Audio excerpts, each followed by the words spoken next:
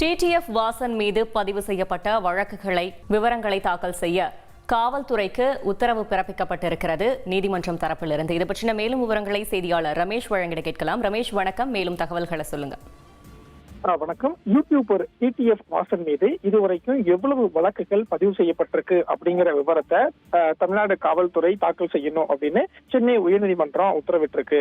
அதாவது YouTuber TTF Vasan தனக்கு passport வழங்க உத்தரவிட கோரி சென்னை உயர்நீதிமன்றத்துல மனு ஒன்றை தாக்கல் செய்திருந்தார். அந்த மனுவுல கடந்த 2023ஆம் ஆண்டு பாஸ்போர்ட் கேட்டு கோவை மண்டல பாஸ்போர்ட் அலுவலகத்துல விண்ணப்பித்திருந்ததாகவும், ஆனா அதுக்குள்ள காஞ்சிபுரத்துல என்னுடைய பைக் விபத்துல சிக்கியதாகவும், இந்த விபத்து தொடர்பா காவல்துறை வழக்கு பதிவு செய்து என்னை கைது செய்தது மட்டுமல்லாம தன்னுடைய ஓட்டுநர் உரிமத்தையும் 10 ஆண்டு ரத்து செஞ்சுட்டாங்க அப்படின்னு டிடிஎஃப் வாசன் அந்த மனுவில் குறிப்பிட்டிருக்காரு.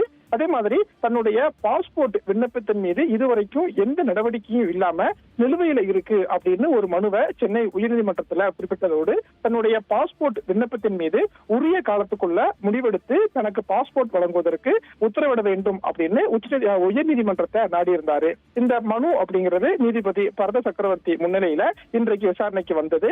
அப்போது டிடிஎஃப் வாசன் தரப்புல மருத்துவ சிகிச்சைக்காகவும் திரைப்படத்தின் படப்பிடிப்பு காட்சிகளுக்காகவும் டிடிஎஃப் வாசன் வெளிநாடு செல்ல இருக்கிறதுனால பாஸ்போர்ட் வழங்கணும் அப்படின்னு அந்த மனுவில் குறிப்பிடப்பட்டிருந்த சூழல்ல காவல்துறை தரப்புல டிடிஎஃப் வாசன் மீது தமிழகத்துல அதிவேகமாக பைக் ஓட்டியது தொடர்பா 4 வழக்குகள் உள்ளதாகவும், அதே மாதிரி ஆந்திர மாநிலத்திலும் டிடிஎஃப் வாசன் மீது வழக்குகள் பதிவு செய்யப்பட்டிருக்கு அப்படிங்கிற ஒரு தகவலை தெரிவிச்சிருந்தாங்க.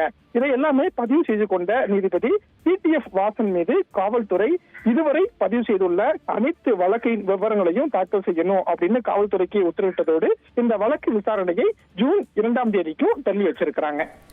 தகவல்களுக்கு நன்றி ரமேஷ்.